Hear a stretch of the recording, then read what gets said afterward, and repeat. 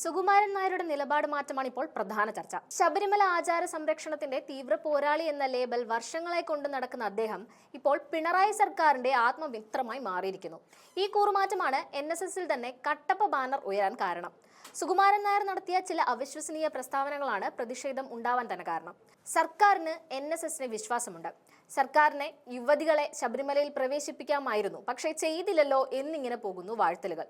ഇതൊക്കെ ആയപ്പോൾ വർഷങ്ങളോളം NSS നിലപാടിന് നൽകിയ നൈതിക പിന്തുണ ഒറ്റയടിക്കാണ് ഇടിഞ്ഞുപോയത്. ശബരിമല വിഷയത്തിൽ NSSന് പിന്തുണ നൽകിയ BJP അക്ഷരാർത്ഥത്തിൽ ഇപ്പോൾ ഇരുട്ടിൽ തപ്പുകയാണ്.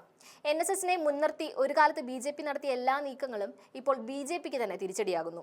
സർക്കാരിന്റെ അധ്യക്ഷതയിൽ നടന്ന ആഗോള അയ്യപ്പ സംഗമം പോലുള്ള പരിപാടികളിൽ പോലും NSS നേതൃത്വം സർക്കാരുമായി അടുപ്പം കാണിച്ചപ്പോൾ തന്നെ BJP ക്യാമ്പിൽ ആശങ്ക പുകഞ്ഞിരുന്നു.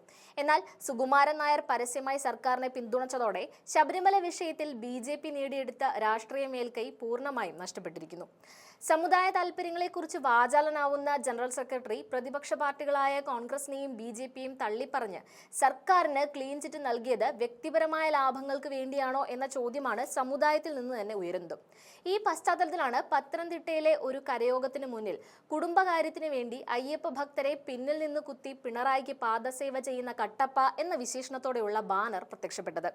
ഈ പ്രതിഷേധത്തെ തള്ളിപ്പറയാൻ കരയോഗം നേതൃത്വം ശ്രമിക്കുമ്പോഴും സമുദായം താല്പര്യമില്ലാത്ത രാഷ്ട്രീയ നിലപാടുകൾക്ക് വഴിമാറുന്നതിലെ അമർഷം വ്യക്തമാണ്.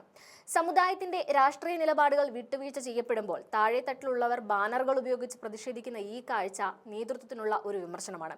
എന്തായാലും സുകുമാരൻ നായരുടെ ഈ കളിമാറ്റം വഴി BJPക്ക് അവർ ഒരിക്കലും പ്രതീക്ഷിക്കാത്ത ആചാര പ്രഹരമാണ് കിട്ടിയിരിക്കുന്നത്.